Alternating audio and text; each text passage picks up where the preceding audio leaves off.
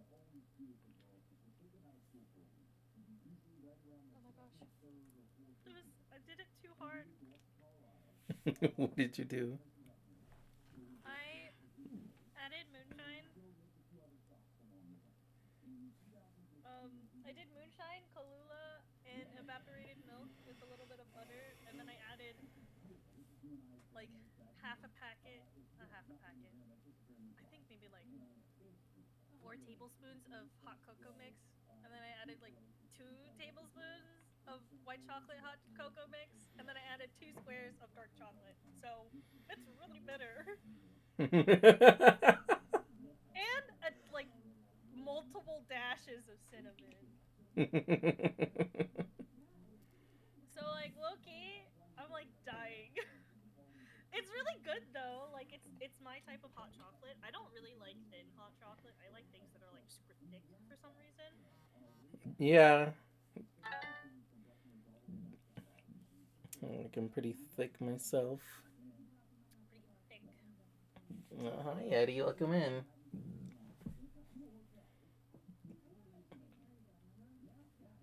Spam, spam link everywhere.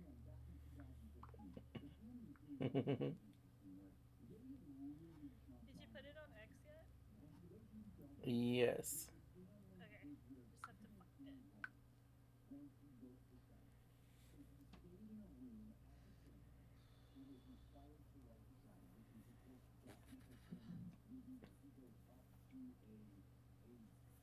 Oh, I forgot to turn on my background music. How could you? How could you do that? I can't believe.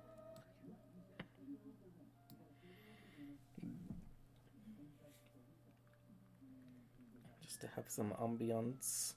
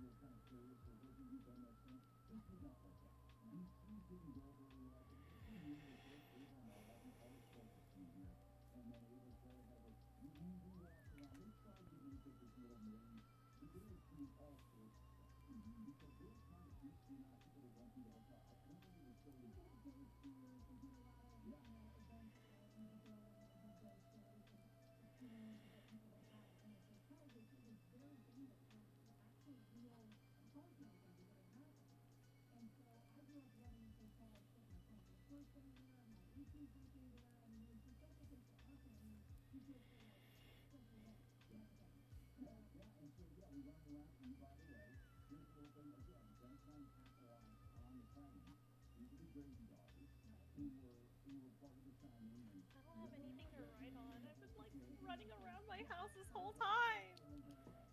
Yeah, I'll just take a little thing from my. It'll be okay. My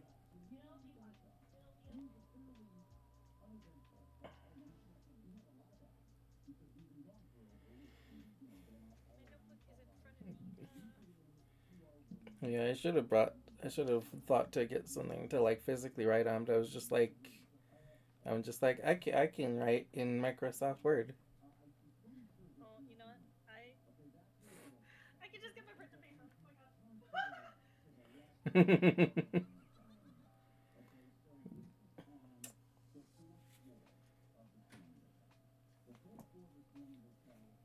I'm assuming it's supposed to just be kind of like a small thing, small tiny little thing. Mhm.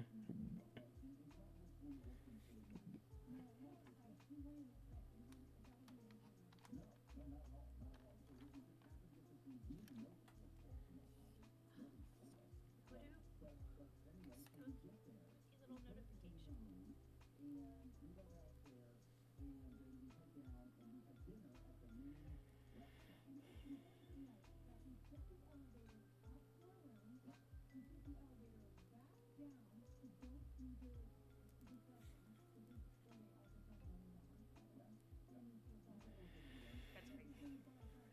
Okay, yes, I think Gavin is sending it everywhere. And let's see.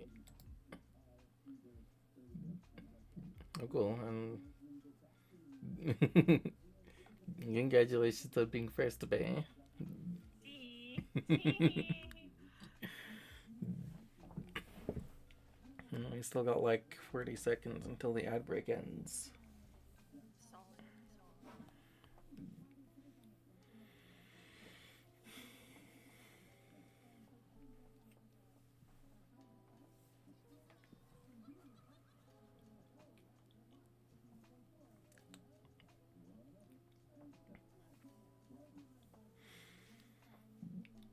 Yeti, I hope you're having a good day today.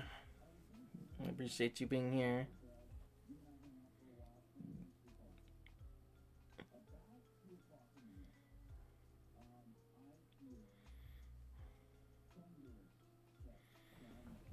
Alright, I can go ahead and officially.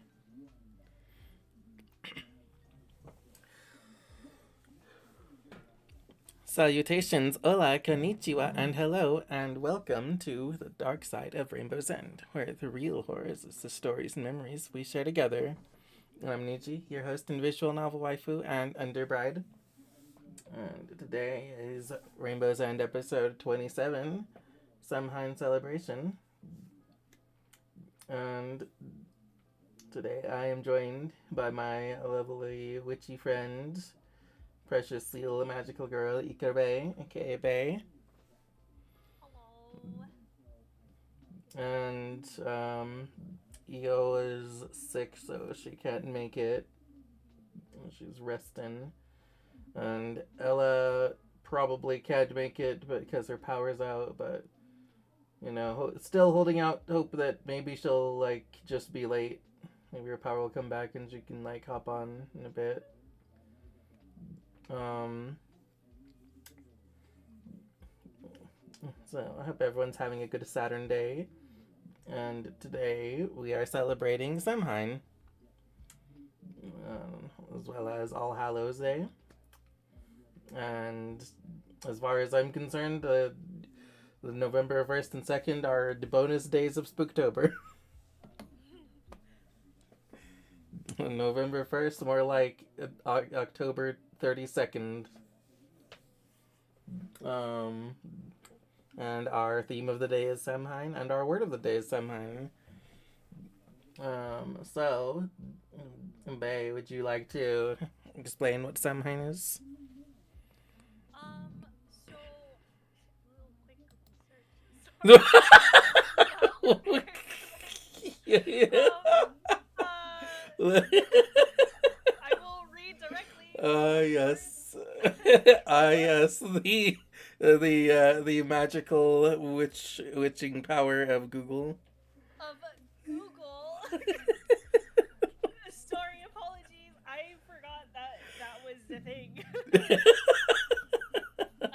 So it is an ancient Gaelic festival that has marked the end of the harvest season and the beginning of winter. So, yeah, it's basically, in my eyes, it's a celebration of the winter solstice, and basically, it's hey, winter's coming, guys, or winter is already here, guys.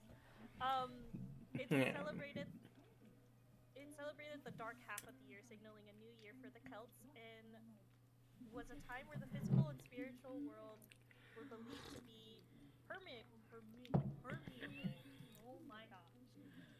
Um, so yeah, as Halloween does, it's always observed, I guess, in the American culture that this is where ghouls, zombies, and spirits cross over into a world on Friday the 31st.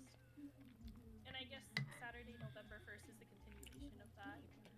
Um, in terms of thinking about it in like the harvest season and stuff like that, if you're not, I guess if you're not too attuned with agriculture, something along the lines of that, but essentially it's supposed to be a celebration of a big harvest before the winter so that they may be able to be survive the winter with their bountiful harvest within the fall. You know.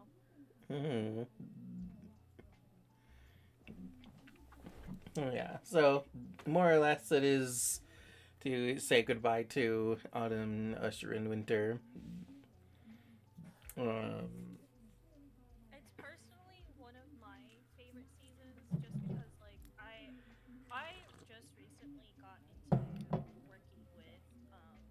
working with like deities and such like that. So mm, one of the deities that I kind of like attribute to a lot of the times is Persephone because I'm like, hey, I see that you bring in spring and fertility and stuff like that. I'm not trying to get pregnant. I understand that. That's not what I mean.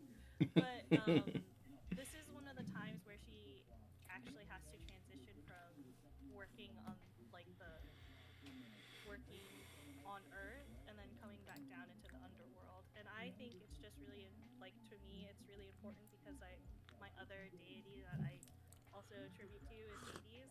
So I always try to make this time of year like the most romantic time of year for both of my deities, and especially in my own home. awesome. mm. I've worshipped Freya for a while, and um a there is a Nordic festival somewhat similar to Samhain that also is like kind of ushering in winter called Winter's Nights. It's like different sources vary on like when exactly it is, but um, I've celebrated it on like the 11th and 12th because if it happens to coincide with like a Friday the 13th, then I just celebrate it as like a 3 day um, one big thing dedicated especially to Freya. And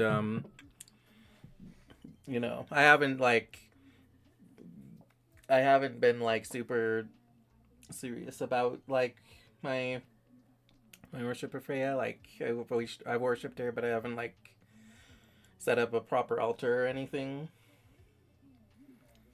Um, but I probably will start like more properly worshiping soon.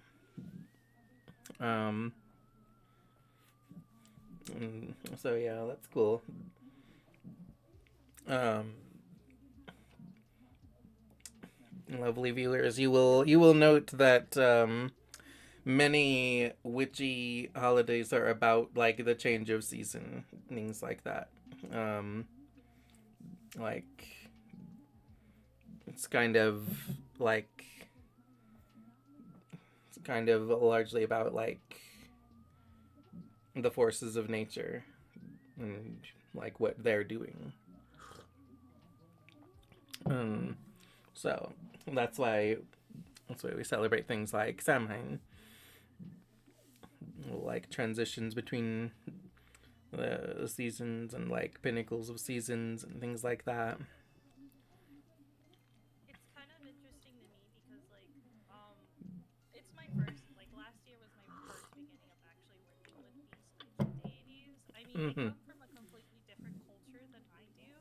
So it's kind of Yeah. funny to see the duality of like for me it's Vietnamese Asian culture where they're just like, "Oh, we plan out these days and there's importance in like the moon and stuff like that." And then on the other side it's just like the changing of the seasons. It's very important to observe the changes of nature. And then the moon is like a whole separate celestial, and also the sun as well. But like, there's different celestials with that are observed on their own. Where mine are Right. like, oh yeah, the moon and harvest together in one. Yeah. um. By the way, have you heard tell of the second moon? A second moon. Yeah. There's a second moon on planet Earth. Yeah. So like it's not technically a second moon, but Um, it's like it's being called like a second moon. We basically picked up like Oh. yeah, we basically picked up like an asteroid. Um, many are calling it like a second moon, and it's like it's just an asteroid that's following us now for the next like 60 years, just kind of orbiting similarly to a moon, and like Oh, actually, that's really funny. mm-hmm. I'm looking at it right now, and then the source is by Turkey Today, so it's not actually English, but I'm looking at it, and they said that specifically, um, it's space debris for when the Soviet Union decided to study Venus, and they launched it into space, but then it's kind of like the concept of pearls. So like if you gather a little bit of dust and you give it to a clam, it starts making a pearl. Mm-hmm. Essentially what happened with this certain space debris is that it's probably just gathering like whatever space rocks are around and it's creating just like a whole force on its own, which is kind of interesting cuz there's just Mm-hmm. a lot of things that go into building spaceships and everything like that. I don't Yeah. know if there's like leftover power for the actual like spacecraft itself, but it could be possible where power from the spacecraft creates a gravity field and then just pulls in a bunch of objects as it's floating through the space debris around Earth. Yeah. Hi, Jake. I'm Sneezy. I'm Nietzsche on you today. I'm doing excellent. Um, I'm slightly sad that a couple of my witchy friends aren't able to make it today, but very happy to be celebrating Samhain here with Bay. Hi, this is my first celebration of it, by the way, so I don't know what to do. Well, damn, I was expecting you to be the one guiding me. I don't Um, know. it's okay. We'll figure it out together. We got the general guideline of it. We have the like we have the bullet points. Um, we got this. Oh, Um, ooh. we got it's okay. We got this. Listen, I was really expecting Ella to be the one like I know, leading I the was charge here. literally praying and hoping because I'm like, this is not my field of expertise. This is Yeah, my first time. yeah. I'm pretty newbie here myself. Actually, So.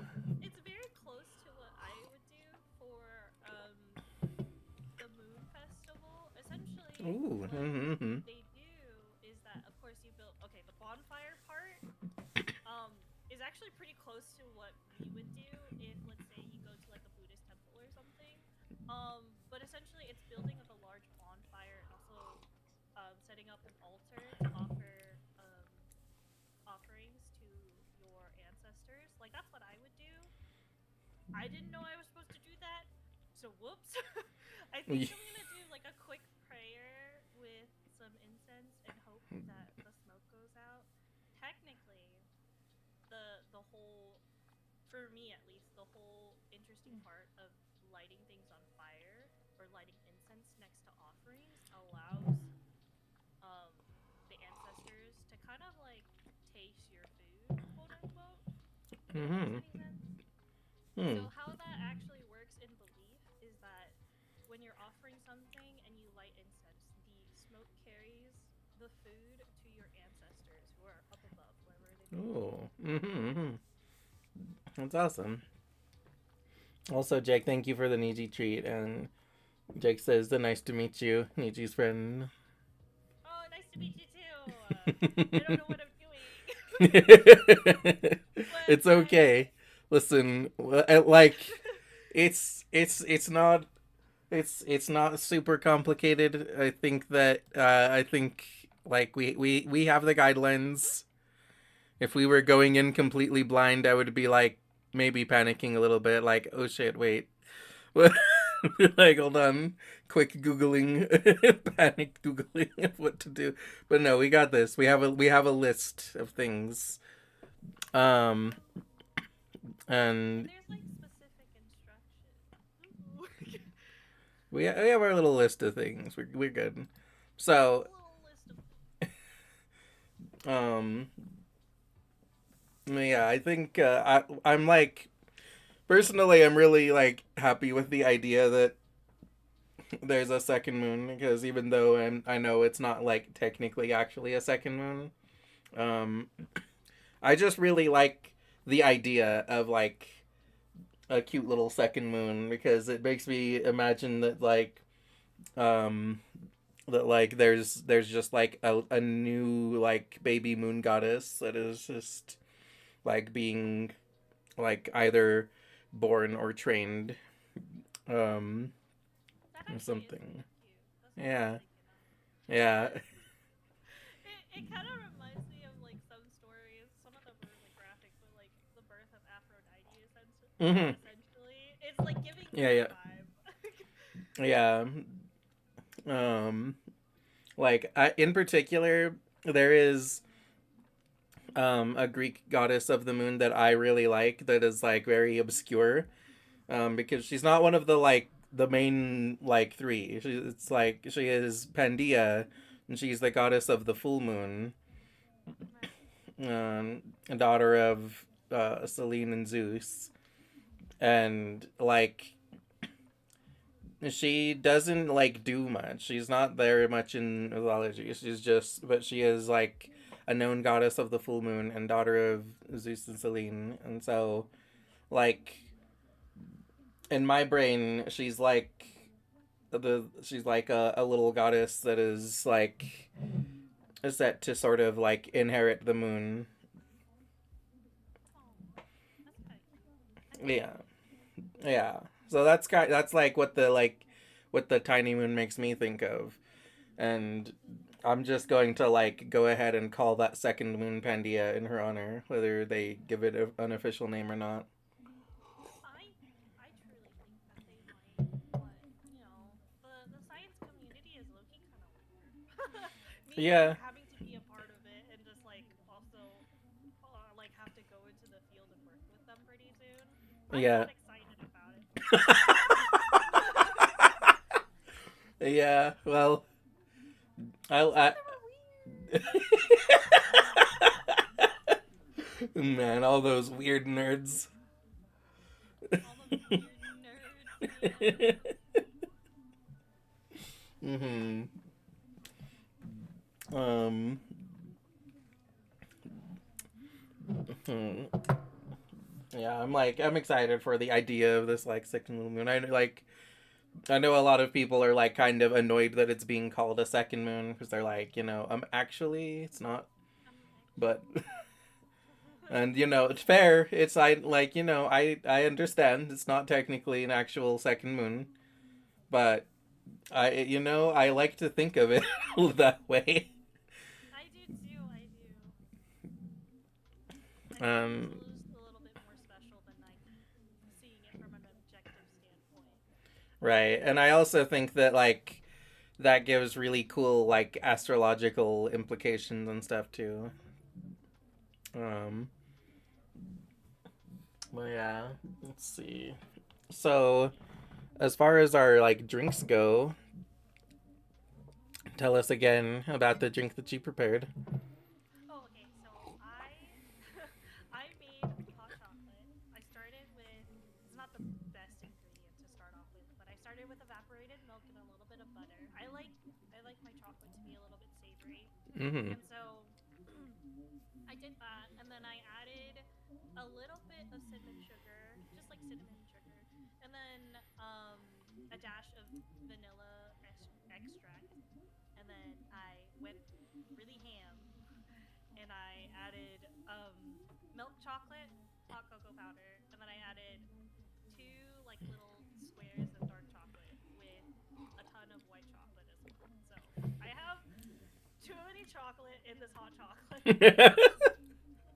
Oh, and on top of that, I added maybe like I wanted I don't know how long I was holding that bottle for, but I want to say like it was a minute. So like maybe like 15 shots of Kahlua and like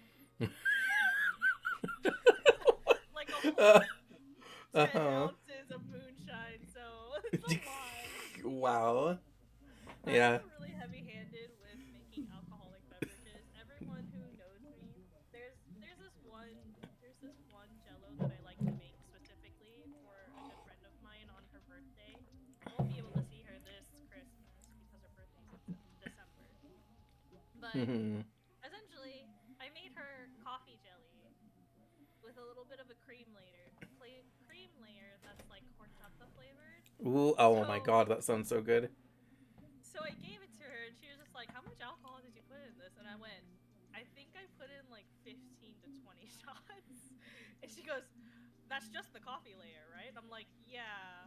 And I think for the cream layer, I think I added like another 20 shots on top of it. So she ate half of that. And she was just like, "I'm so tired." I'm like, "I'm so sorry." Wow. Yeah, if I ever make anything alcoholic, I'm super heavy-handed, and I don't mean to be, but I'm just like, this is good enough. It's so cute. And by the way, Bay is a professional barista. Oh, professional. I'm an Yeah. 11th grade really bad. I don't know. I want to get out of like actually having barista like experience on an actual machine, and an actual espresso machine where I have to like smack out the grind, fill in the grinds, Mm-hmm. steam the milk with a weird crooked steaming wand. mm. Well, your drink definitely sounds very intricate. You look at your pantry and you just throw some stuff in. Your hot chocolate. I'm pretty sure your hot chocolate looks better than mine, though. So, okay, so what I have on screen here is actually just a trial run of my actual hot chocolate that I made. Because, so what I did, like, I did a trial run, like, yesterday just to, like, make sure that, that this wasn't a stupid idea. So, I only had exactly like one packet of the hot chocolate specifically that I wanted to use. So for the trial run, I just used like a like regular hot chocolate, just some Nestle, and you know, so it was really good. So what I did for my actual one, um, I put a packet of Land O'Lakes French vanilla hot cocoa. Basically, I just went with a whole theme of white. So I put French vanilla hot cocoa, marshmallows, um, spray whipped cream, and white chocolate drizzle on top. Okay. And you know, um, it is very white, but not as white as I thought. Do you Like, not really like dark chocolate, or is it just like you just go oh strong no, white? I just thought that I just, well, I wanted the color to be white to evoke snow and winter. But then also, I do also not like dark chocolate because I find it bitter, and I really like white chocolate. But Right. um, and there's no like dark chocolate in here or anything. I was just like, wow, that's still like surprisingly not as white as Brown. I thought. No, It's still brown. yeah, still quite. There's still quite a bit more like brown than I realized. Like, I was thinking like the white chocolate drizzle is like kind of caramel colored. I was like, interesting. I was like expecting that to be white. Right. Right. Still, it works. It's still very white. So I actually looked up what chocolate meant in witchcraft because all types of ingredients have some type of meaning in Ooh. witchcraft, right? Mm-hmm. Yeah. So I looked up kind of like this person on Tumblr. I haven't been on Tumblr since like 2010. So Yeah. it's like I'm looking at this format and I'm like, good goodness gracious, this is a lot in my face. Oh yeah, I've basically not been on Tumblr since they banned porn. Basically. So, apparently white chocolate, it represents friendship, having fun, self-love, and self-care. No, Milk chocolate is nurturing yourself, emotional stimulation, energy, love, balancing your emotional and spiritual state, and also having fun. Dark chocolate, just overall, I believe that it's a lot of romance, romantic energy, grounding, prosperity, love, and of course libido. And then all different types of chocolate manifest positive energy, joy, love, kindness, and prosperity, which I think is very fitting in what we're having like in the next few months is yeah, Thanksgiving, and then after that is Christmas, obviously. yeah, So I think it's very fitting that majority of treats is just chocolate based. right. I think so. It's awesome, and we're having nice, joyous time with my friend. Yeah, and I think it's very wholesome where like two of the different chocolates is like, oh yeah, you're just having fun, Yeah, and then the other one is just like, wow, it's like it's a little bit more intense, and that's it. yeah. Like they're just like they're fun, and then dark chocolate's like also a little like bow chicka bow wow. A little spicy. A little yeah.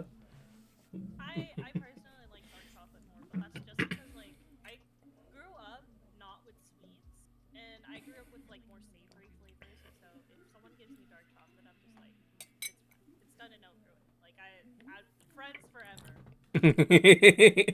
Awesome. Mm. Yeah, I've like already finished my drink while we were talking. It was so hard. It's so hard to get through mine, but I wish I had a little bit of milk. Yeah. Okay, all the stores are closed, so it doesn't matter. It's okay. Mhm. It's alright. Mm. But yeah. Yeah. I'm very happy with how my drink turned out.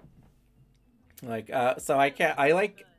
Yeah, I can't find Land O'Lakes hot chocolate anywhere. I haven't been able to find more for like a couple of years. So I only have like a few packets left that I've been kind of hoarding, and it was like, this is a special enough reason to bust one out. Um. Oh, is it Oh, Land of Lakes? yeah, yeah, Land O'Lakes Oh, brand hot chocolate. I don't think Huh? they have the assortment. Well, yeah. I think they have the only the assortment. Yeah, but I can't even find the assortments anymore. They're like they're no longer at the Sam's that I go to. Huh.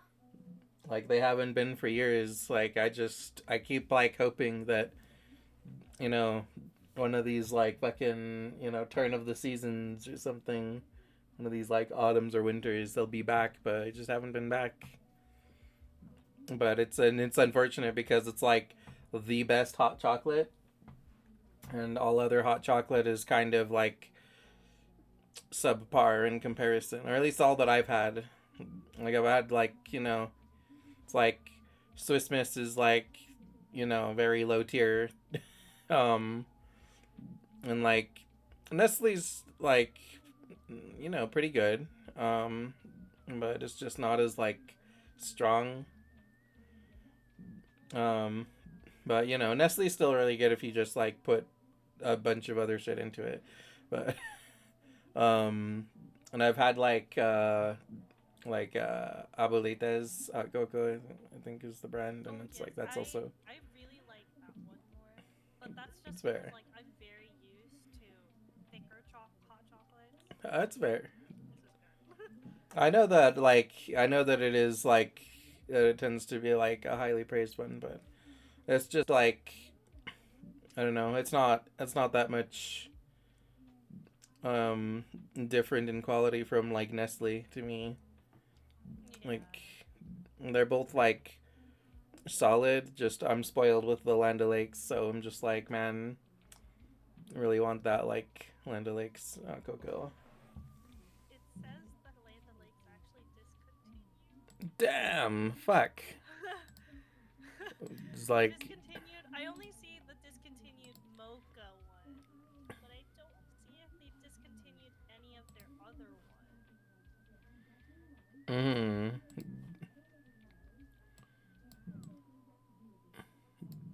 let's Oh, see. okay. They actually are selling the Arctic white chocolate.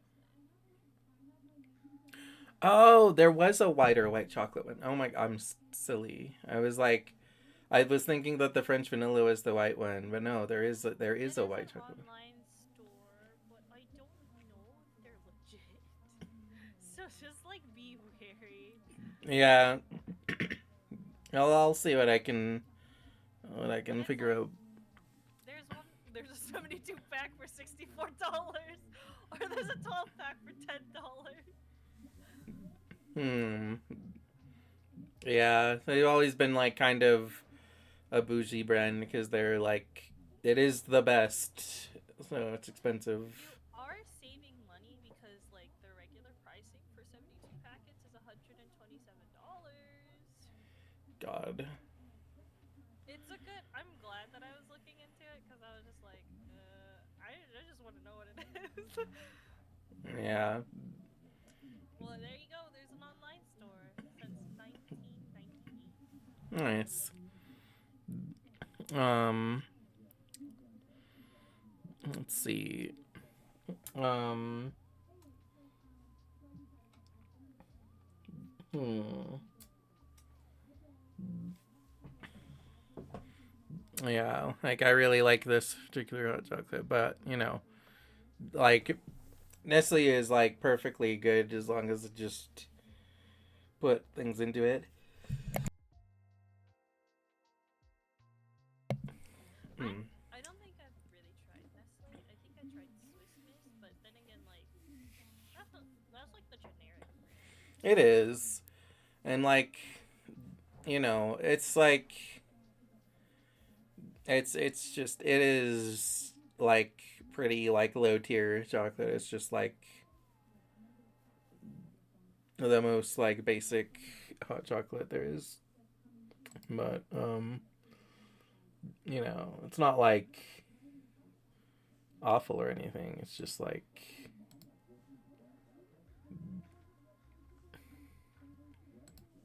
it's just kind of less good than the other options.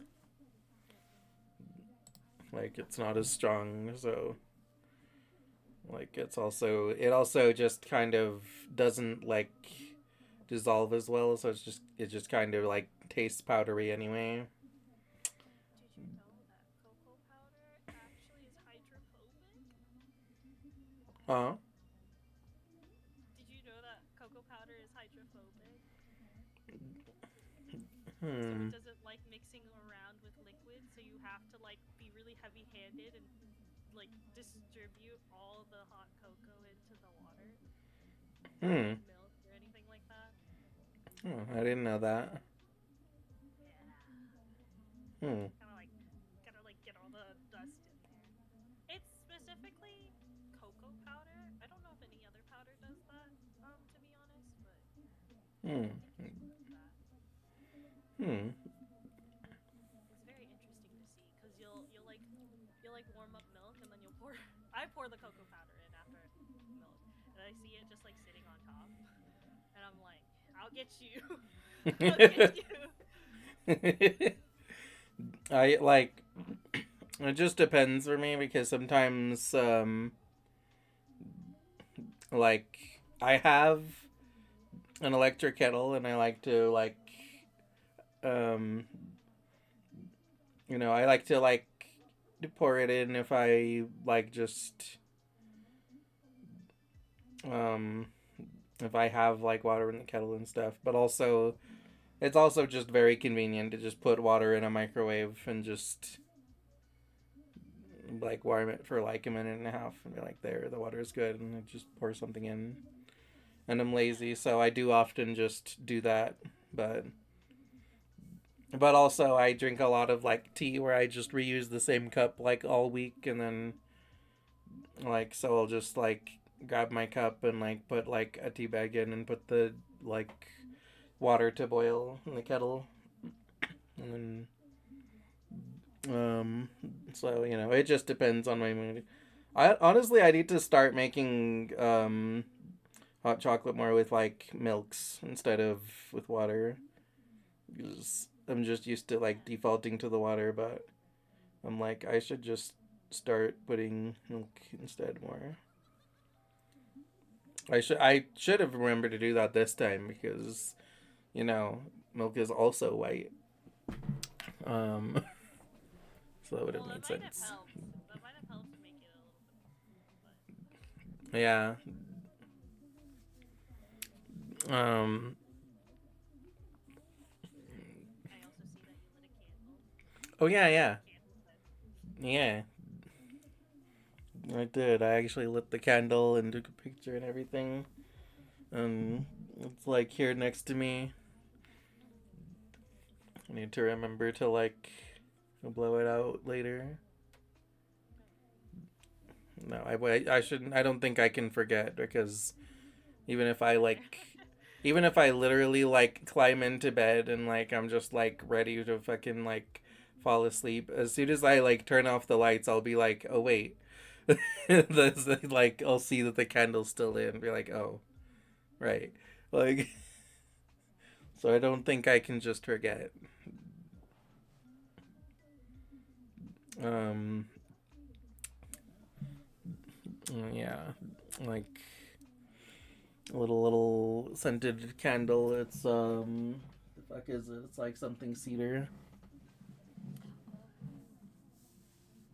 I'm not a big fan of woodsy smells, but I'm just like maybe it's just because like I don't know. I don't like really like musty woodsy smells. But That's fair. I would have found a more like festive candle or something, but this was all I had. I think um, that's fair. yeah, it was like sure that'll work. It'll work. It was like it's not like I'm going to be able to like actually have like a hand cam actively like showing it anyway, so it'll just be like a picture on the screen at best anyway. Yeah, I instead of candles, I gotten into wax melt instead. I think it's just easier for me because I forget about candles easily, especially with my altar having like Mm-hmm. candles. And it's the way that I set up my altar is that it's supposed to be in a dark corner of my house that doesn't really get a lot of flow of energy. And so I stuck it in there and I completely forget about it, and then like there will be one day where I'm just like, "Oh no, I burnt the corner cuz I forgot about my candle." Hmm. Wendy says, "Hey, Feliz Dia del Muertos." Indeed, Wendy. Happy Day of the Dead to you too. Is that today? It's like today and tomorrow. Today and tomorrow, I see. Okay. Yeah. Um. It's also like tomorrow is. I'm going to be celebrating it tomorrow. I'm gonna be like drawing like an alebrije on stream. Right. Mm.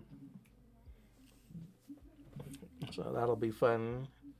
Will probably be like a pretty like short stream, but maybe not. Maybe it'll take me like hours to make an attempt at drawing an alebrije.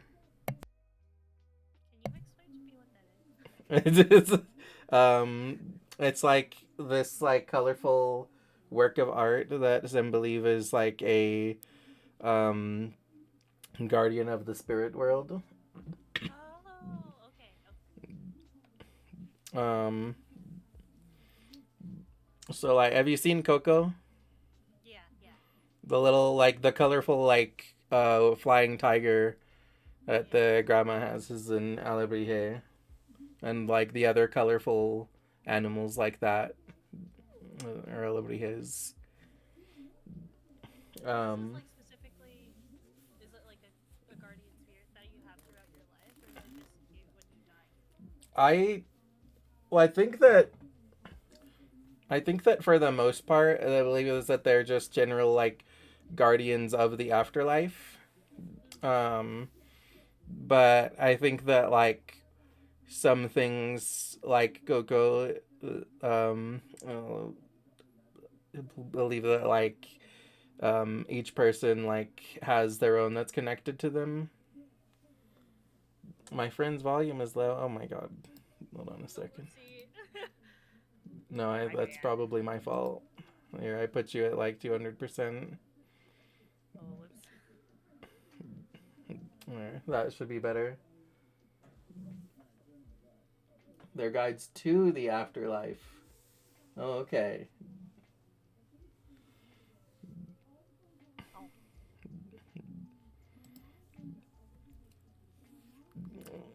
So do they like does everybody have their own, or is that like more of a thing that they just say in Coco?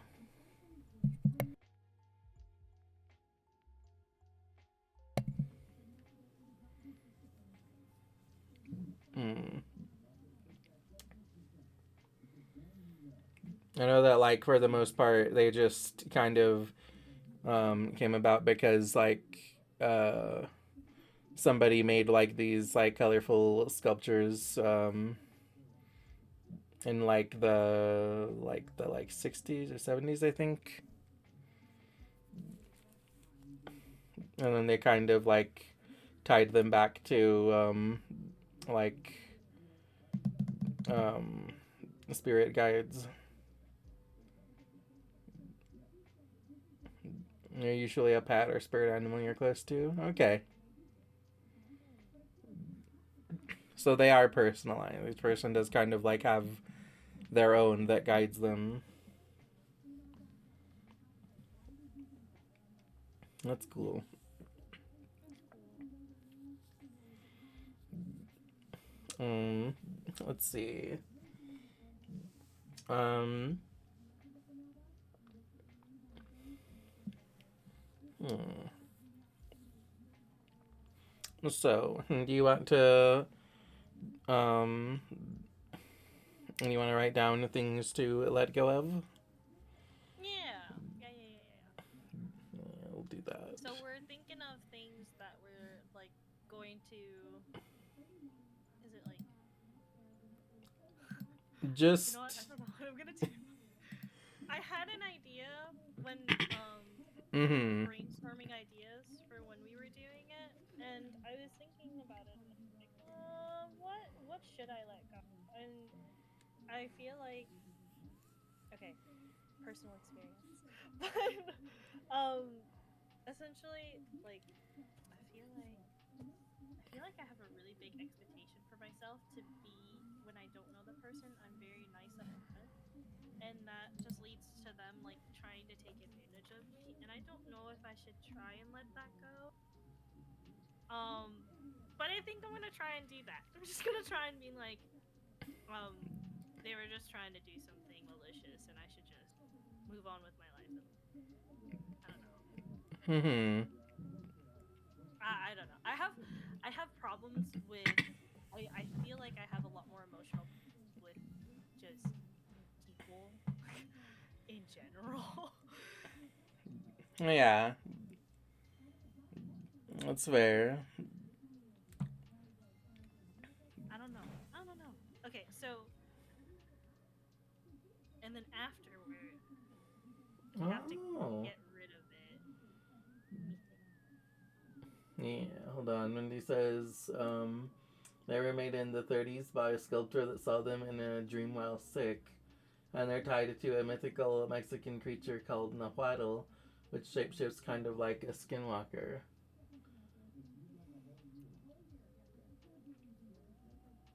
Oh, okay. This is T is silent.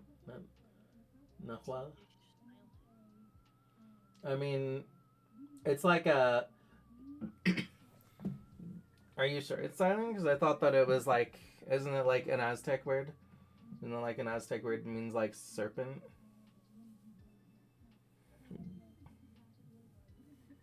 Mayan or Aztec. I forget which is which, but. Oh no. No. Coatl is serpent. Oh.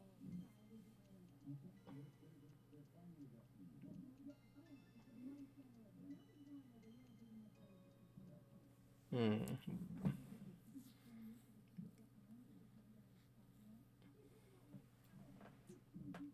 Hmm.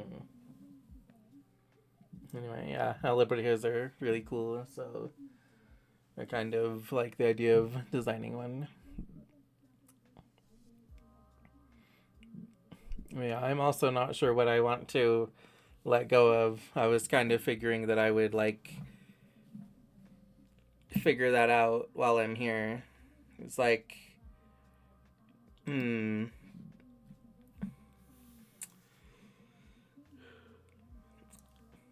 I don't know. It's kind of hard to try and like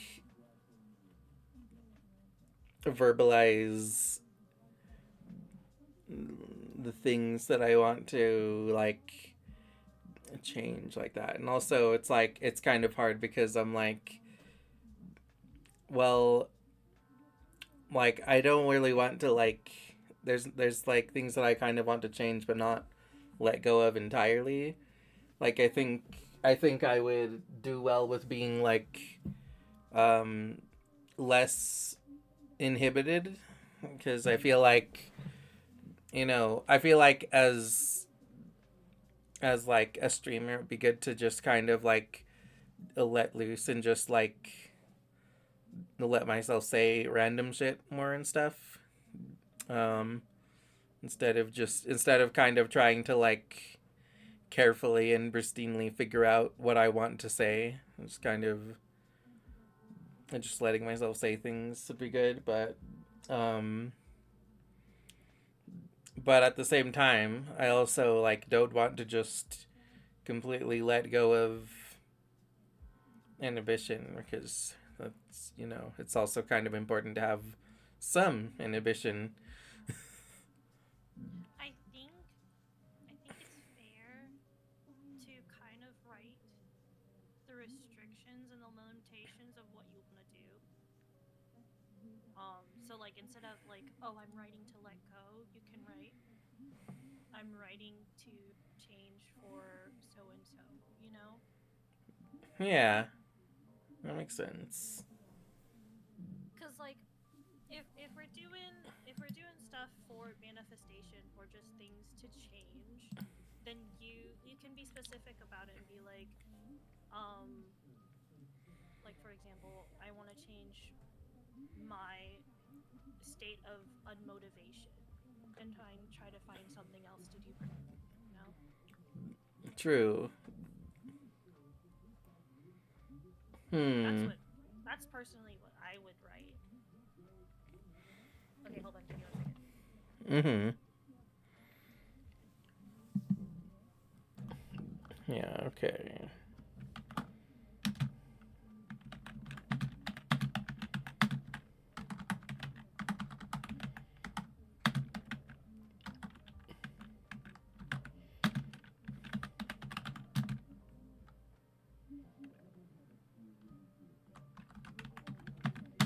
Okay, I'm back. Welcome back. Yeah, I'm typing my thing. Let's see. So yeah, now I'm actually like glad that I decided to type it and didn't like get a piece of paper because I feel like I'm going to have to like backspace and edit it a bunch. Mm, while I'm trying to figure out how to phrase it.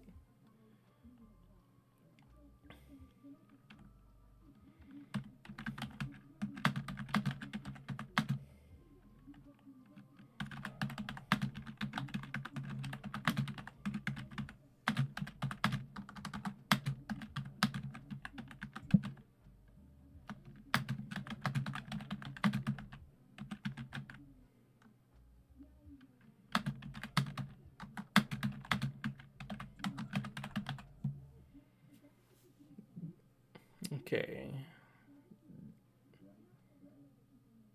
Yes.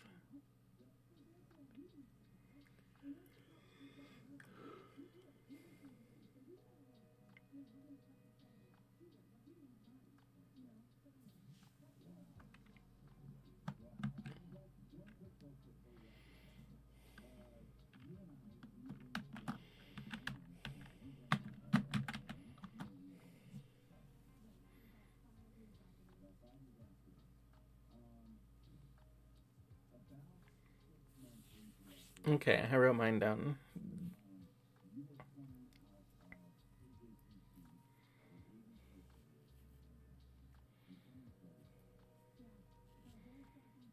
Okay, so I feel like after we've written down what we want to let go, I think the dual side of it is that we should probably want to write manifestations that we want throughout the next 2.5 months.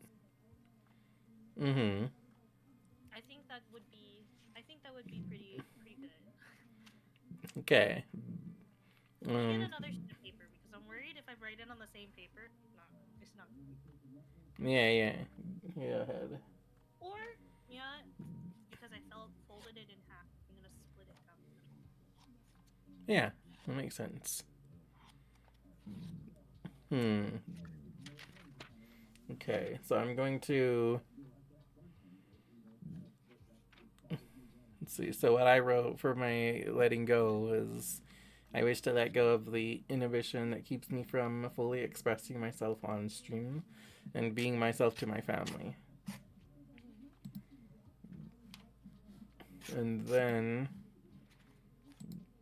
with it written down, I can, with it saved in the thing, I can just um, grab the file and drag it to the recycling bin to get rid of it, and then go and destroy it in the recycling bin too. I low key think I'm gonna dip. Okay, so I did accidentally make some storm water, so I'm gonna go and dip this in a little bit of storm water and hope and that praise that it works, and then I'm gonna light it on fire. Nice. And I think I'm gonna like do a very controlled fire. Okay, I think I can. Okay, so what I wrote. Wait, did you write anything else before I go? No, that's all I wrote. Okay, so I wrote 3 different things I want to let go of. Um, I want to let go of my anger. I want to let go of my obsession over the uncontrolled, specifically the actions of others on. And then I want to let go of my fear. Hmm. There's more Awesome. specificity to the fears one, but like that's a little personal. So, That's okay. That's okay. Hmm. Let's see. so what manifestations do we want Hold on, I'm for trying the to. last 2 months? And Oh then my god. for this one, I think I'm gonna put it in my money jar. Hmm. Oh, so I have on my altar, I have um a money jar. It's just like an old Jello jar that just has a bunch of dollar bills in it. Hmm. So I just stick all the money I've received in cash and I put it in the money jar. That includes like some coins too. Let's see. Let me just go ahead and say empty recycle bin. Okay. And let's let go of. And let's see.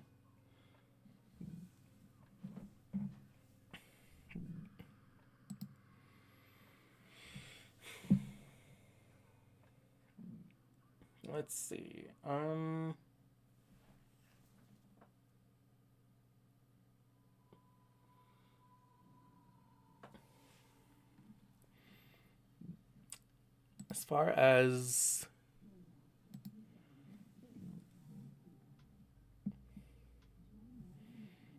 As far as manifesting, I want to improve multitasking.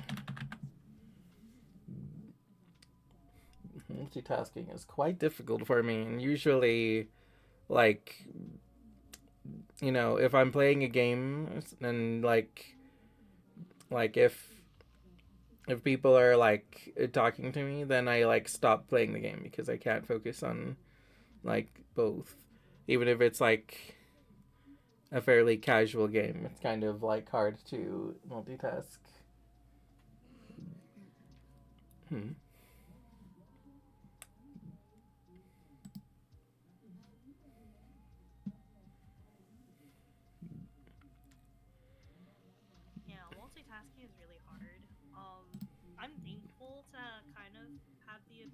somewhat multitasking.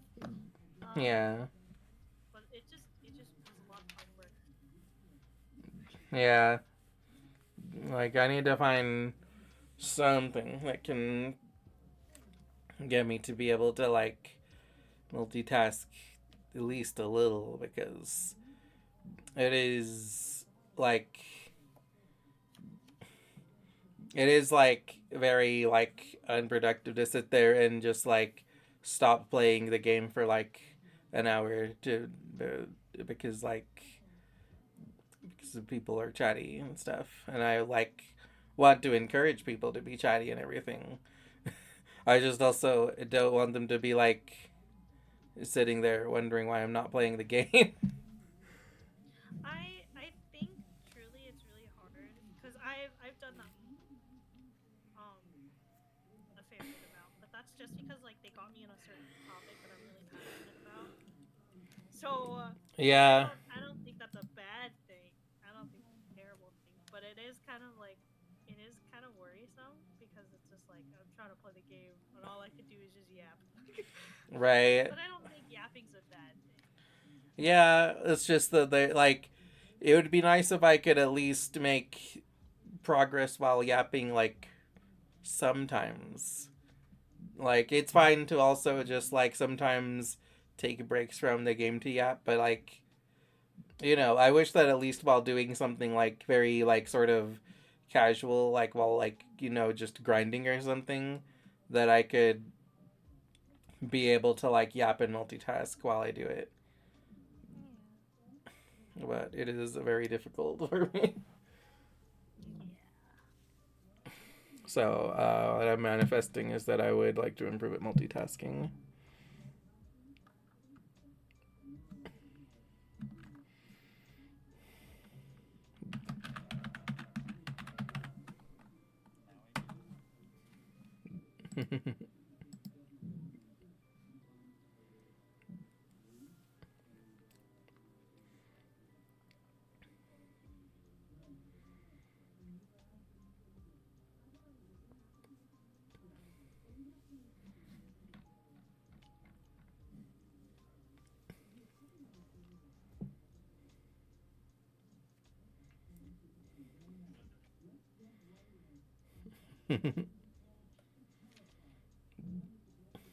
Hmm. Let's see. Also, um, um, yeah. Are you ready to move on to the next thing? Um, I shoved it in my money jar, and my partner came into the room, and he's just like, "Can I read it?" And I go, "No." So I had to tape it up. I had to fold it up and tape it up so he doesn't read it. So I'll try my best to remember what I wrote down because I'm really bad at remembering. That's okay. But yeah, you can go Also first, tell and then them. I'll Also try. tell them I say hi. Okay. Mine just simply says, I want to improve at multitasking. Oh, okay. I feel like I write down a lot, but that's like I feel a little bit better after writing a bit. Thanks. He also said hello, bud. Awesome. But I wrote down that I wanted more money and to have passive income. I wanted a house Yeah, that's nice. and I wanted a better job. Mm-hmm. I think there's one last one that I wrote, but I can't tell you because he's already in the room and he's eavesdropping on my conversation. Oh, that's okay. No, I'm not. mm, that's fine. Mm.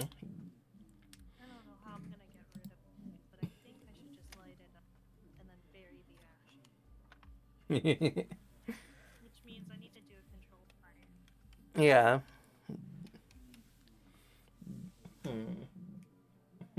Thanks for collecting your ticket, Yeti. I hope you're doing well today.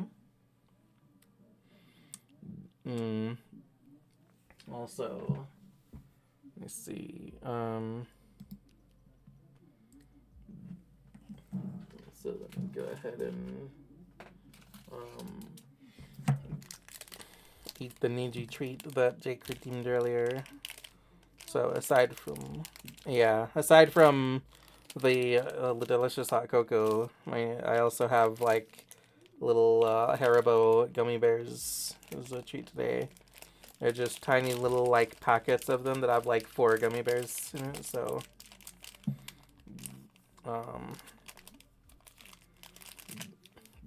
I will be going terribly overboard with sugar.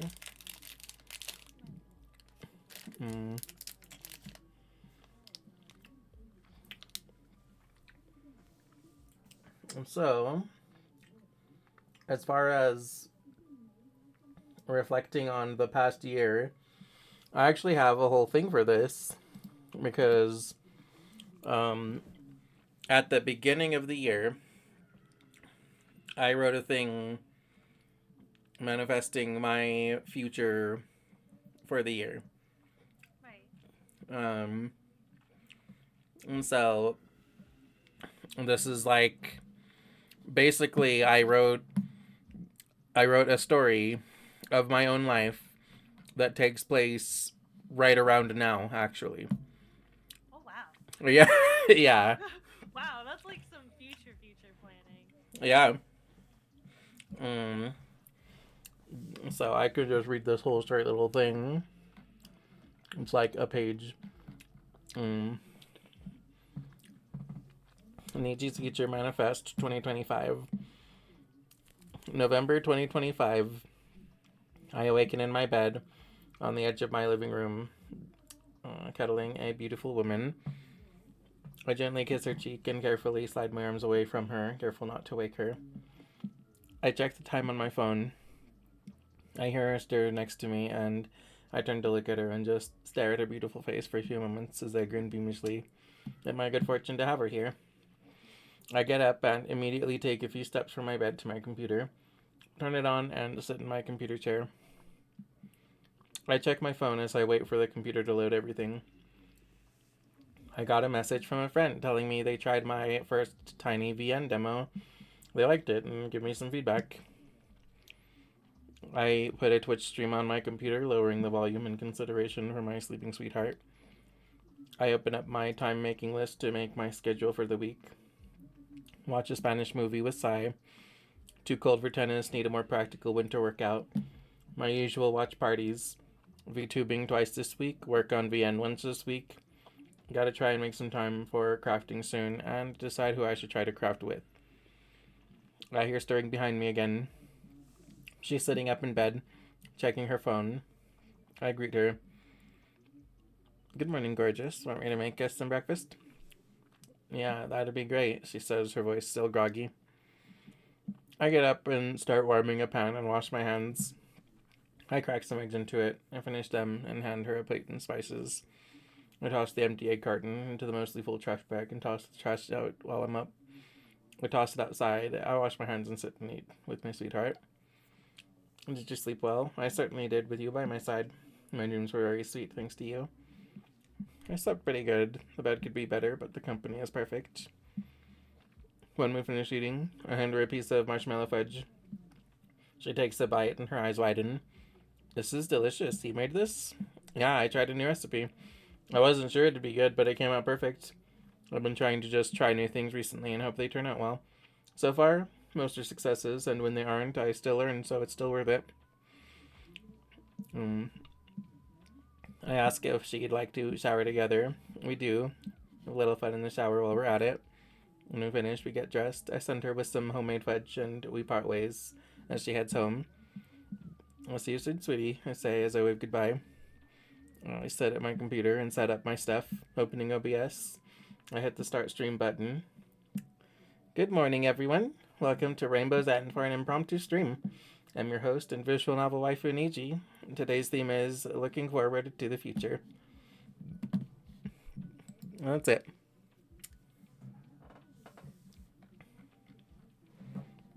That's pretty good. Yeah. Mm, let's see. So, as far as how much of that is true, let's see. Well, I have two girlfriends. Neither are like physically near me. Um, let's see. Um, I have not completed a VN demo. Honestly, I've just been like going full throttle into streaming, which I've gotten a lot done with streaming. So, um, I think I'm doing good anyway. I do need to make some time to like work on VNs at some point, but honestly, I'll probably like fit that into my like streaming schedule. And at some point, I'll just be like, okay, like I'm going to dedicate streams to working on VNs. Um, let's see. Oh, I also don't live in that trailer. I ended up just staying at the room that in my house that I've lived in before. Um, I just decided to um, let my like roommate just have the trailer because it's just like this room is much better for a streaming setup, and it's also just like convenient to just have my bed right next to it where I can just like stop streaming and wind down and be ready to go to bed. Right. Instead of like end the streaming here, walk over to the other little like trailer and like wind down and go to bed there. Right. It's just like it just makes more sense to just be here. And let's see. Um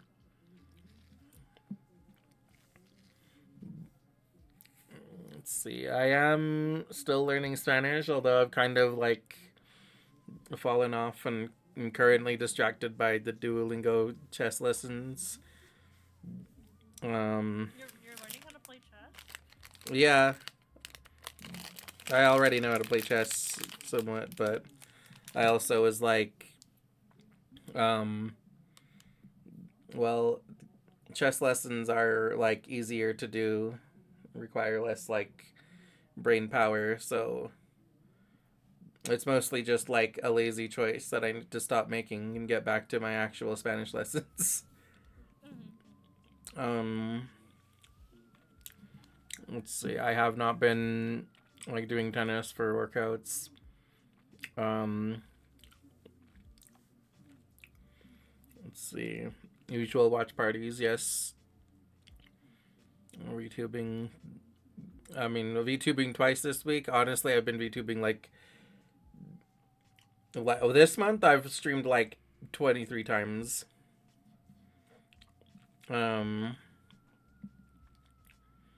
so it's been more like 4 or 5 times a week this time.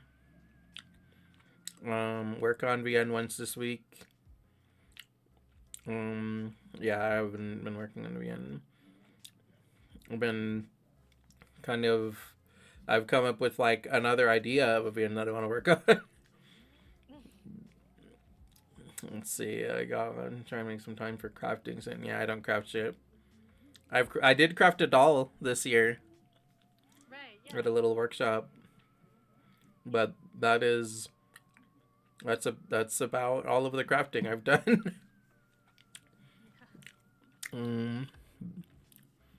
Let's see. I did not learn how to make eggs. What do you mean you didn't know how to make eggs? Yeah, I don't know how to make eggs, and I didn't learn this year either. I will eventually. You'll get there eventually. One of these days, I'll learn. Mm, let's see. Um, I also did not um, experiment too much with cooking in general. I'm like, I just very I really care a lot about like the like time efficiency of cooking. I'm very lazy, so I'm like, okay, well, if it I would so much rather do things that um I would so much rather put like minimal effort into like something that like tastes fine than put tremendous effort into something that tastes amazing. Like I feel like yeah, it if you spend like 8 hours of like vigorous work, um, you can make like the most perfect like 5-star meal. I'd be like, cool. I'm not gonna do that. Valid. That's valid. um, let's see. Um, let's see.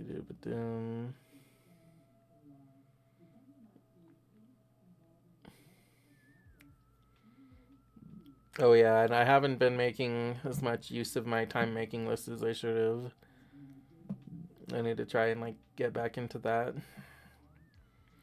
I have like so because I like for everything to be social, and it's kind of hard to motivate myself to do things that aren't social these days.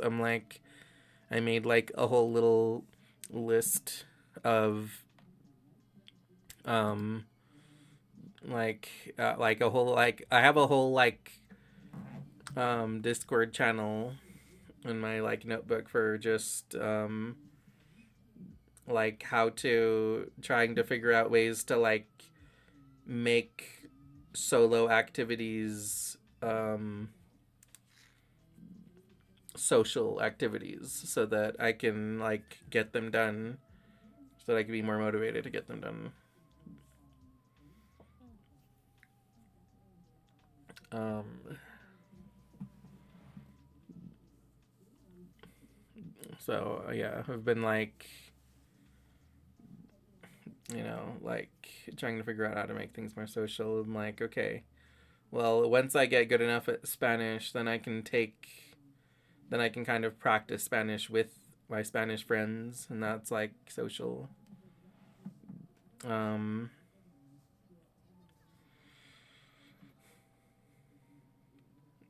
but yeah, I need to figure out.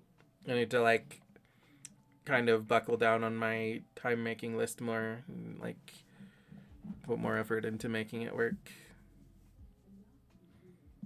Um, let's see. Um,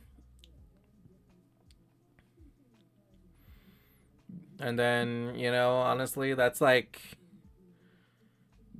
I mean, that's almost the greeting that I give at the beginning of streams.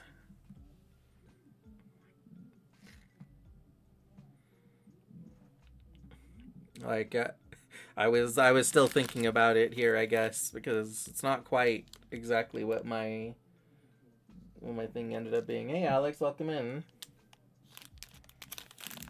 Mm, but it's pretty close. Mm.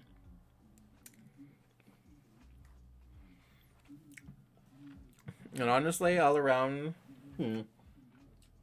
let's see. I think it's harder to do things social with others, especially when you don't hang out with much people anymore.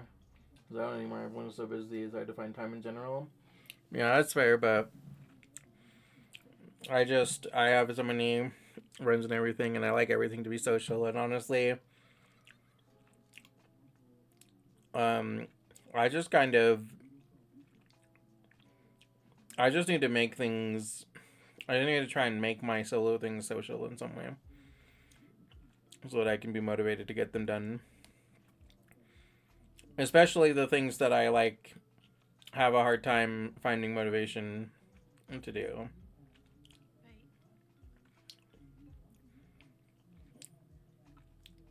Mm. Yeah, honestly, it's been hard. Hmm. Some days I kind of just like wanna give up. Yeah. Kind of stuff. Well, stuff like exercising, like I need to um like next summer I really need to just next spring/summer I need to just really um try and get more like social exercise. So I need to do more like jogging and stuff with Sai, and probably like some tennis with you. Um Things like that. Just kind of try and do the things that are difficult. Honestly, working out is so hard, man. I'm doing cardio for like the past month and a half, and I always feel like I pass out and I need a nap. Mm-hmm. I believe in you, Bay. I'm reasonably certain you can throw me. I can lift with my legs, but I don't think I'm able to lift, at least deadlift, like at my body weight. So if you guys don't really understand how body weight affects your weightlifting, Mm-hmm. I'm 210 as of right now, and Mm-hmm. I should be able to lift my own body weight essentially. Mm-hmm. I struggle to pick up a 50-pound kettlebell. That's that bad. And Hmm. I'm supposed to deadlift my body weight. This is not okay. Yeah, I believe in you. You'll get there.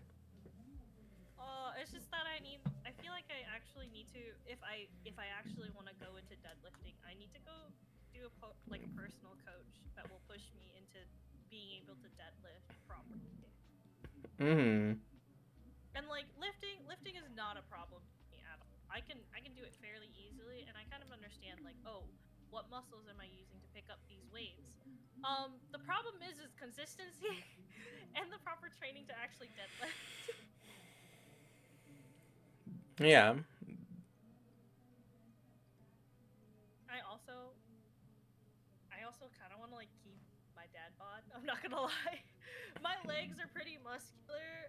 Since I started working out, they've gotten like the muscular frame Mm-hmm. that I see on a lot of bodies, but I want my arms to be a little bit more. Like I noticed about my arms a little bit more, so probably this next month is I'm gonna do a mixture of cardio for like maybe an hour, and then do like I don't know 45 minutes of lifting. I don't know. I've been trying to get back into lifting, and I'm just like I don't know if I can lift weights for like 25 minutes. I think I get really tired. Yeah, that's fair. But I think I can push myself to do it. Mm-hmm. It's just the needing to wake up and doing it. Yeah.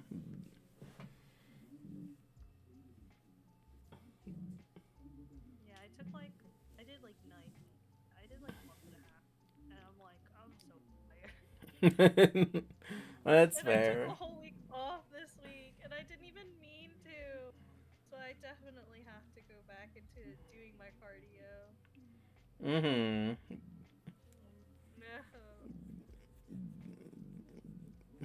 No. I believe in you, babe. You got this. And Alex, exercise is cool. I mean, it's important to exercise, and I just need to make more time to do it. It's mostly hard to make time because I'm just like so busy being social. But again, that's why I need to like make it a social activity so that I'll do it. Because like the way that my brain is working these days is just I'm just like, but why would I do that thing when I could be like spending time with people and socializing? Right. Mm.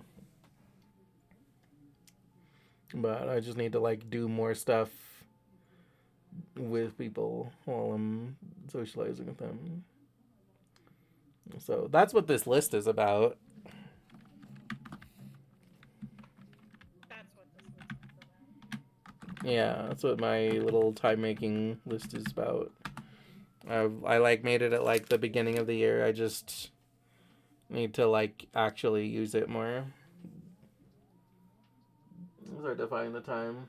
Trying to work and do any projects overall. Exactly, but also like working and doing projects is also something that I should try and like make social activities to some extent.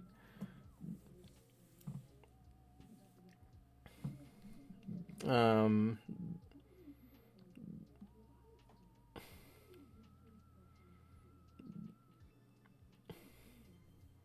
Okay, check out this.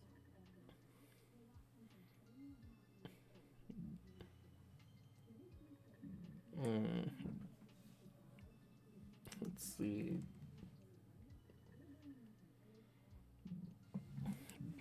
So, did you want to reflect on your past year, babe? Um, this past year has been like super hectic.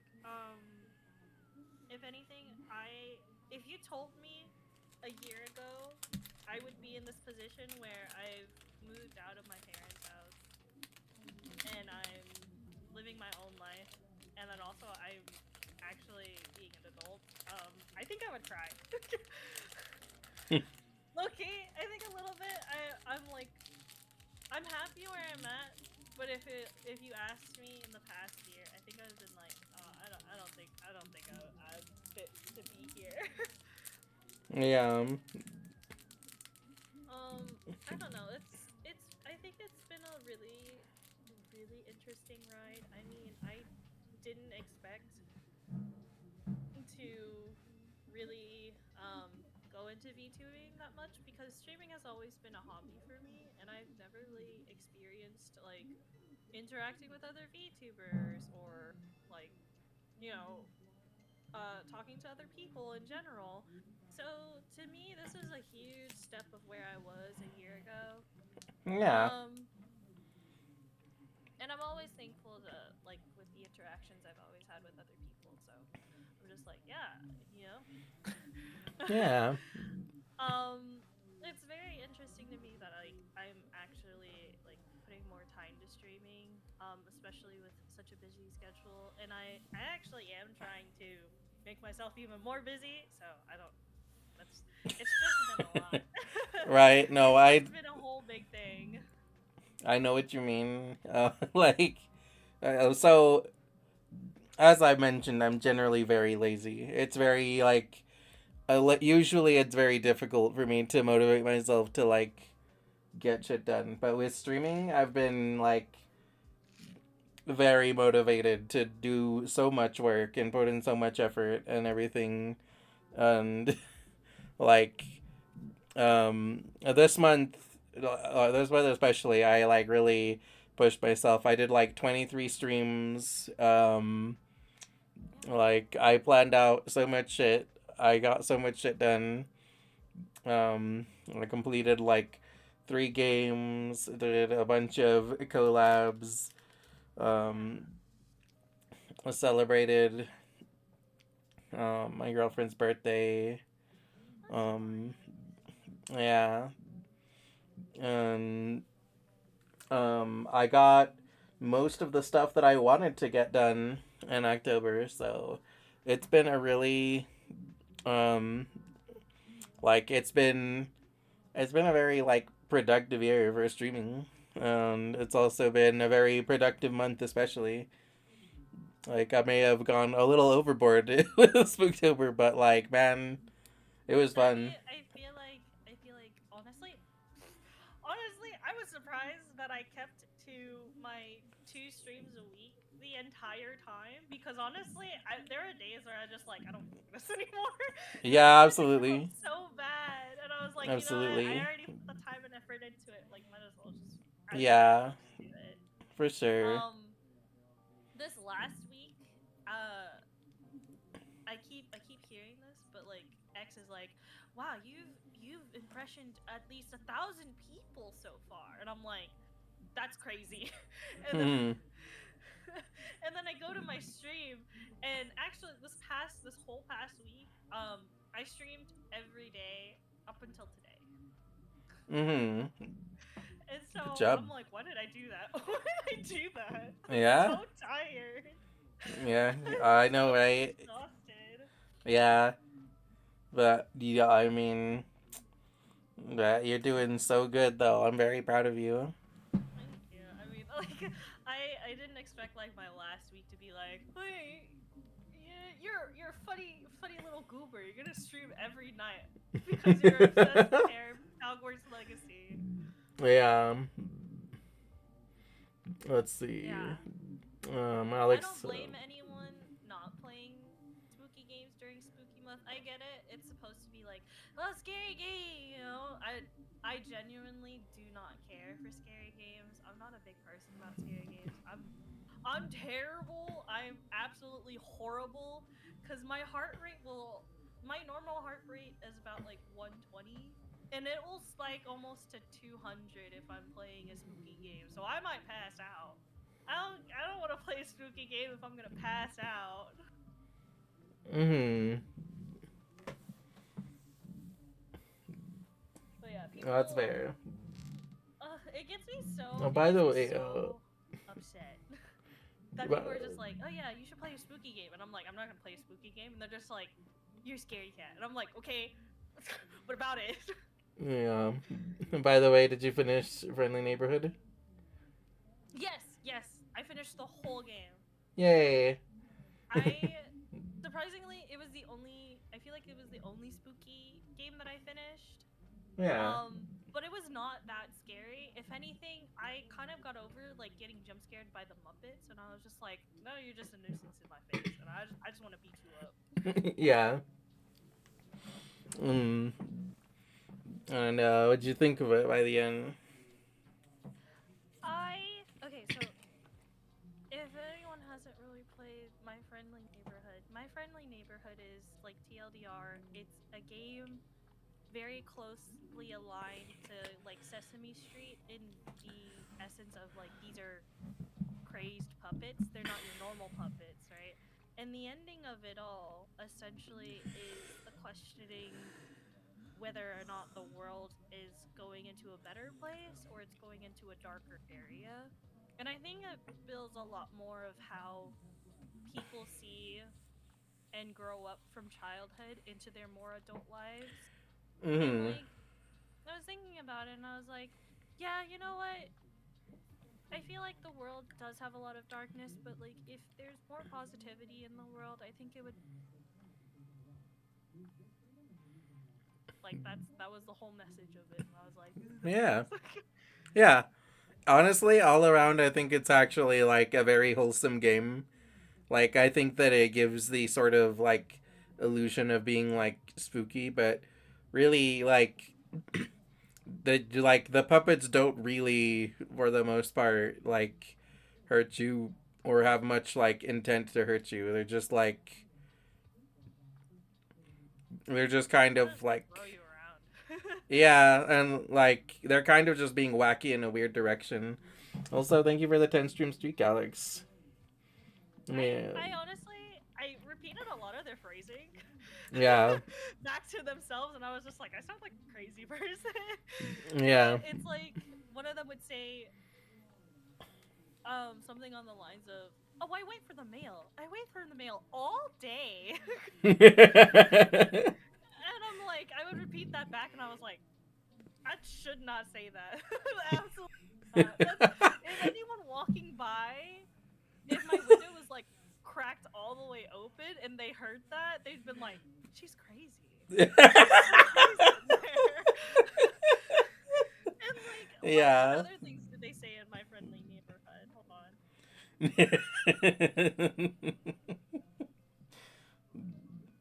I just need like one short video. Hmm. While you're doing that, let me catch up with chat. Let's see. Everything is always social. Sometimes if you want to do something, you might have to do it yourself. I mean, yeah, but I want to try and make things as social as possible because otherwise it's hard for me to motivate myself to do things. Like if I can spend an hour exercising by myself or spend an hour like hanging out with somebody and socializing, unfortunately, I'm going to choose to socialize with people like every single time. I'm just not going to choose to do the exercise when I could be spending time with people instead. So I need to make the exercise social. Otherwise, I'm just not gonna do it. Um. Yeah, so like the puppets are really social. It's all I could think. Like it was. I just pulled up a Jacksepticeye video and he was playing it, and I was like, I'll just like click on a random video, and Yeah. he's in the corridor where you finally meet those small little sock puppets that hang off the wall, or they're like in the middle of the room, Yeah. and then one of them goes, and this is like a repeated line over and over again. Big friend, I have a multitude of friends. Small friend, big friend, medium friend, and I was like, stop, stop. I don't want to hear it anymore. Mm-hmm. Mm. Yeah, it's funny. Well, Alex also says, yeah, you're crazy. I did 5 streams this month. Yes, for me, it's just not into Spooktober that much. Plus, Resident Evil breaking even kind of pissed me off. I did not have a plan B. Actually, to like 7. Yeah. I need to have more plan B or C in the future. Yeah. I mean, yeah, I mean, I had like so many plans that I was just like, Just 10 million different plans. yeah, like I could have pivoted to like so many different things. I have like so much that I could do. Um, like I just like my list of games and stuff that I can play and things that I could do. It's like ever expanding, and I'll have like even more ideas by the next time that I'll need them. But you know, like spooky games also don't always have to be like horror in particular. Like, it doesn't have to be like actually scary things. It can just be like like Undertale for me. Like I'm just like, yeah, that's a spooky game. It's not actually scary, Yes. but it's a spooky game. It's got monsters, we got skeletons, we got like um you know I got some like classic like horror imagery without actually being scared. Right, right. Let's see. Alex also says, also I need to find ways to collab with more people. I don't know how to ask or when to ask because I don't want to push it or make them feel like I'm using them in any way possible. Yeah. It is kind of hard to know when to like reach out to people. That is like normal with like um social anxiety and stuff. Like even as like social as I am, I'm also like yeah, but I don't always understand people's like boundaries and stuff. So even with that, I'm still like kind of like I still tried to like be pretty like careful about like when to ask. Like I like to try and like feel like I've made enough of an impression that like that I've like proven that like I'm here for them and here to support them and like it's like if I was trying to use them, I would have been that it would be quite a lot of like time and energy to put into a long term plan to do so. Yeah. Yeah. um but it also does kind of like depend on like the person, because I feel like it would be a lot more reasonable for me to like reach out to like Lily Blue about some kind of collab than to reach out to like a Large Nap for some kind of collab, because like I don't know, Nap doesn't like really know me that like personally. Like I'm just kind of a chatter that pops in sometimes, but I don't know how much she even remembers me. Like she might remember me like quite well. Be like, I'm like, yeah, of course, I remember Niji, but maybe not. Maybe she might just be like, oh, like that's definitely a familiar name. So, like, I'm also just not entirely sure. Let's see. Let's see. This is like I'm the smallest streamer I know. I can't ask anyone anything unless I grow. It is pretty slow. Yeah. Let's also need to connect more to them, but even with the connection, I'm scared. Yeah. Yeah, they're both too big. That I would consider that to be bad either way. I mean, like the way that I figure it is that it's more about like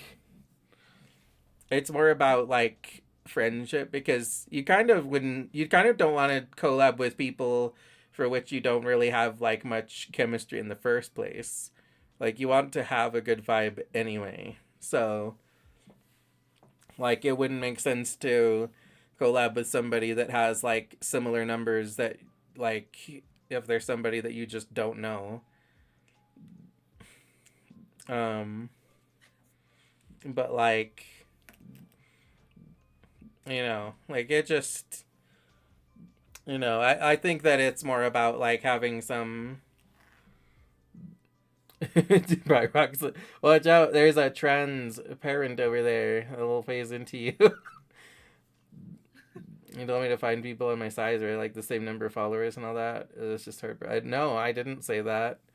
I said that like it's kind of like it's like it's it's kind of like good to try to find people around your same size, because when you try to like reaching out to people that are like way bigger can come across like you're trying to like use them for their popularity. But I think that that's mostly an issue if you're like depending on like how well you know them, because like if you were to try and like reach out to like Amelie and be like, hey, I met you one time at a Comic-Con and you want to collab, be like, what the fuck, that's Amelie. Like you're not like, that's insane. But like on the other hand, Lily knows us. It wouldn't be that unreasonable, because we're like already a part of we're already like regulars in Lily's streams. Exactly, but everyone I know is way bigger. They're like 3 digits and 2 digits. Yeah, but like that the size mostly matters depending on like how close you are to them personally, because like I like if you reach out to Lily, I don't think that Lily's going to think that you're trying to use her because you're regular there. Yeah, but like I said, the number doesn't matter as much as like how like, close you are personally. Like even if you were in Amelie's streams all the time, it would be difficult to be close to her because there would be like so many people there all the time. But you are pretty close with Lily. Like she knows you. She sees you all the time. Yeah. Honestly, with Lily, I think it's mostly a matter of like finding a good thing to do a collab of, because she might not be, she may be more or less interested depending on what you ask. But if you're like, hey, you want to play like Super Smash Brothers and kick my ass for a few hours, then she'll probably be like, sure, that sounds like fun. Like, um, so um, I like doing stuff like this because I can just like when I do some like some sort of like activity like this, like a talk showy thing that's mostly like chatting, then I can bring in relevant people. You know, like for this, it was as simple as like, okay, I'm going to invite the friends that I know practice witchcraft in some way. See? um, Sadly, a couple of them are unable to make it at the last minute, but we have Bay here, and I'm really happy to have Bay here. I'm here. It's still a really wonderful stream with the Bay. Um, let's see what I can do. Thanks. Yeah. uh, yeah. Honestly, banking off of like what EG said, it's truly based on like who you know. And it's okay if like the person has a bigger audience than you do. I don't think you should be intimidated by it or even discouraged by it. Just think of it as a way as like I don't know, as like an opportunity to get to know the other community as well and build more connections over there. Um, yeah, I do have a new model. She sure I does. use it a lot. Yeah, I this has just been like using using this one as my PNG because people are just like, "Is that a seal?" And I'm like, "Yes." it. Honestly, it's still a very good like just reactive PNG. It's like Yeah, it's like iconic. It's like mascotty. it is. Like it's It truly just is, and I don't think I'll ever get rid of it as my Fuji because I don't have the original files for it ever, so I'm never changing it. wow.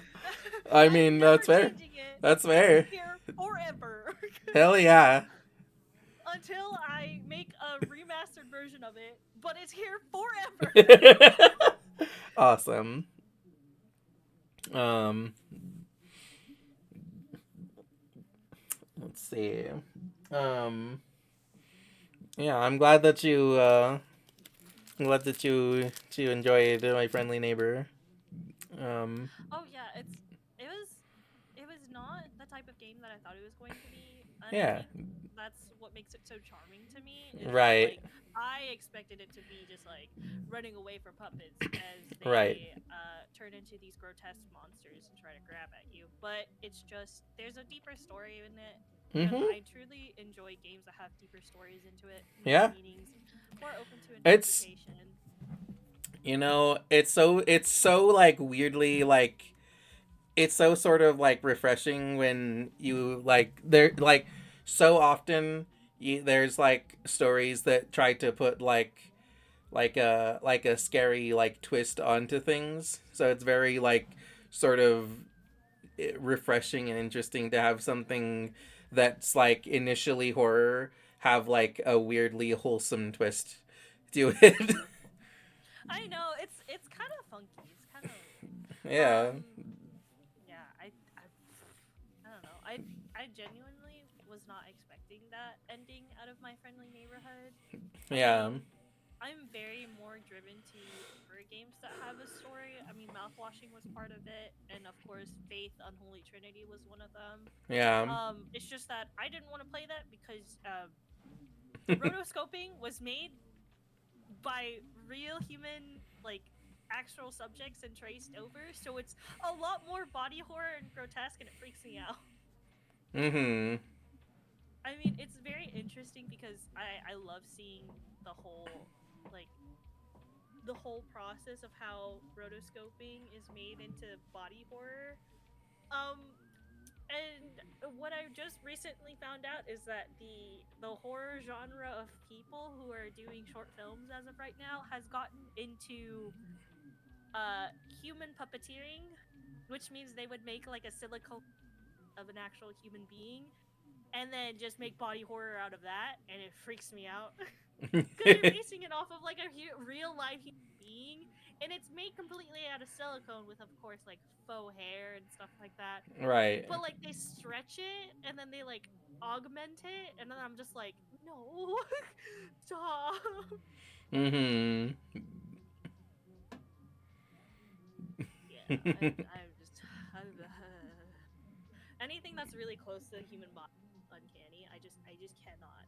I can't deal with it. No, that's fair. I mean, also like the what's the Nendroid that came out that everyone was like not okay with? Anya from mouthwashing, Hmm. and one of her faces is the face that she has when she ultimately dies within the story. Hmm. So people are just like, this is so messed up. Why did you make one of her faces where she's like dead on the floor or something like that? And I was like, we're talking about the same subject right now, right? We're talking about mouthwashing, which I'm sure like majority of people have seen so far. But we're talking about mouthwashing, the body Hmm. horror video game Right. that talks a lot about depression, assault, and Yeah. like everything else under the sun. And Yeah. everyone's mad about it. It's crazy. Yeah. I don't Hmm. know. It's just I know that I'm sensitive, and like if people are that sensitive to try and get it off the internet, there's something else. There's other problems to worry. Yeah. Hmm. Um. So, um, shall we honor our ancestors? Oh yeah. So how I specifically do that is that technically I would have an offering, but I don't. But I would light incense and I would vent it out and offer it up, offer up any of my prayers. So Mm-hmm. most of my prayers kind of like first I greet my ancestors was like, "Hey, how you doing? I hope everything's going okay. I hope you're happy where you're at." And then I would pray for of course like me first, and then I would pray for everyone else. Mm-hmm. That sounds good. Um, I was thinking that I'll when I think of like honoring my ancestors, like my brain immediately goes to thinking of like my great grandpa, who was he did like wood carvings, Yeah. and um, so we have his wood carvings like throughout our house and stuff. So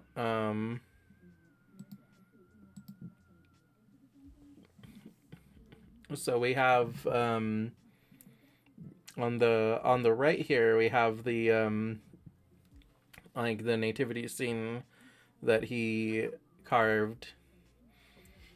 He carved that whole thing. He made that all himself. Um, and he did, he clearly did like a great job about it. He was very like passionate about like carving and everything. Mhm. Um, and if I was to like really put effort into making like an offering for him, it would probably be like a carving of some kind or something like made from like woodworking in some way.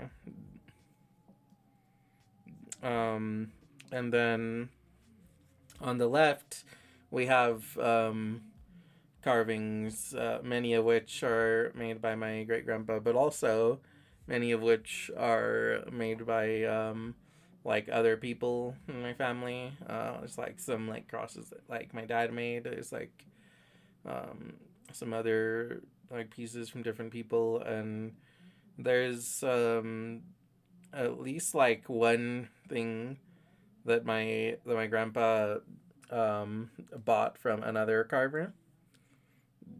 Um, so there's just like these. There's like the carvings are a nice little sort of um, like symbol of my family. Um, so showing off his carvings is my way of honoring him at least, and in a way, like kind of that whole like side of my family. Right. and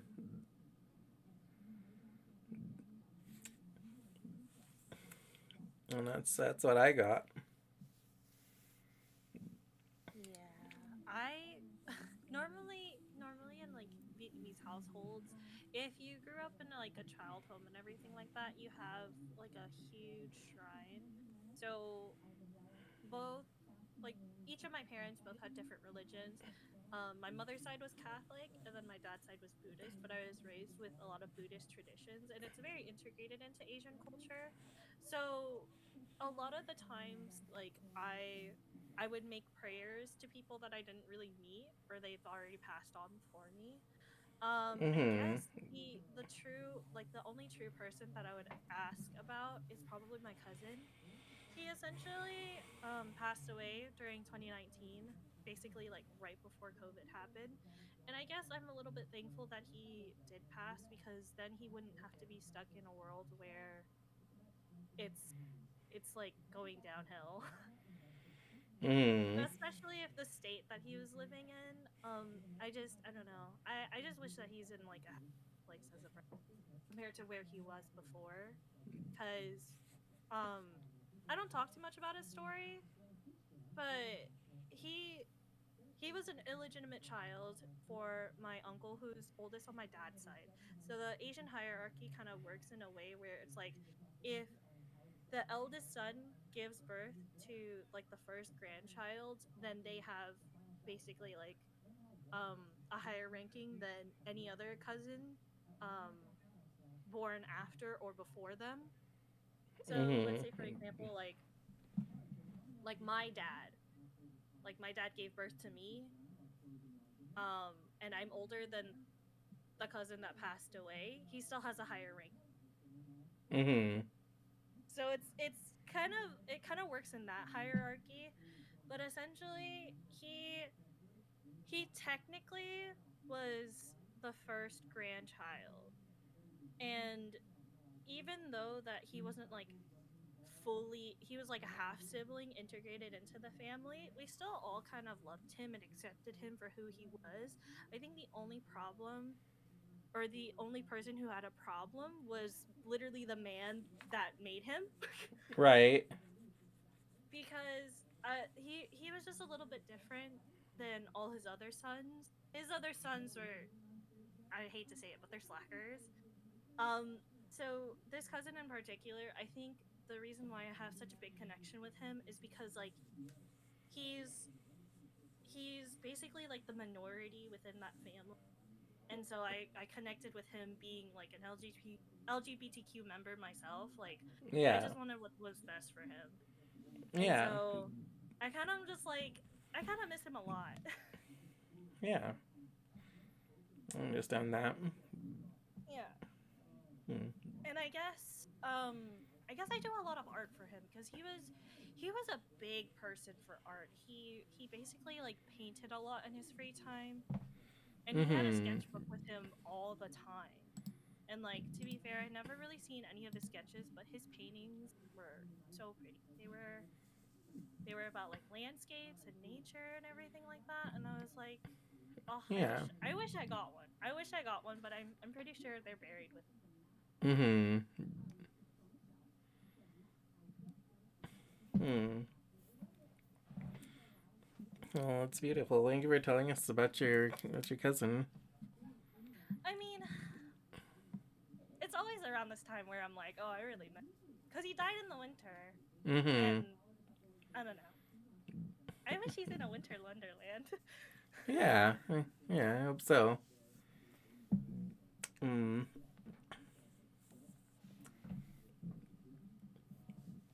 Just talking a lot about art. I just enjoy art, Yeah. and I guess he's one of my big motivators to be like, let's learn more about art. Yeah, it's awesome. And you're doing a great job learning more about art. Oh, I try. I guess like I kind of understand like it's pretty good. So I think the next big step is learning how to draw men. Sounds good. Men is always so daunting. That's okay. You don't need to draw men, just draw more women. I I keep like scrolling through X a lot, and there's a lot of people who interact with male VTubers. I mean, there's that whole discourse about male VTubers, and I was just like, guys, they're just VTubers. Yeah. And so like I just had a huge explosion of them on my Twitter because people were just like VTubers, VTuber this, VTuber that, and I was just like, there's a lot of men on my screen. I don't know what to do with it.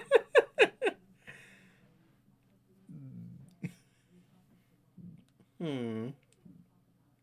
But yeah, it's very much like I I don't know. I also kind of fear that like if I interact with them, they're just gonna be like, ew, small VTuber, disgusting, get out of here, you know. I have like a very small fear of just like you're small, you don't exist, get out of here. And I'm just like, what did I do? What did I do? Mhm.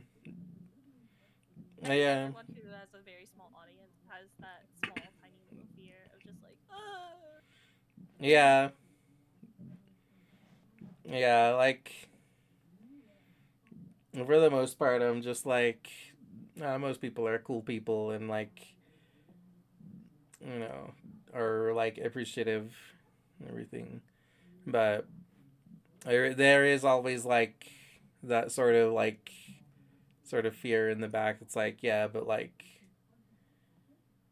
what if they are just what is this one person turns out to just be like kind of an asshole in this instance? oh, oh, I always like, oh, you interact with this one person and then they become an asshole. Like, no, that's not what I want. This is not what I signed up for. Yeah. But like, people are human. You know, you can't stop their true nature. Yeah. Like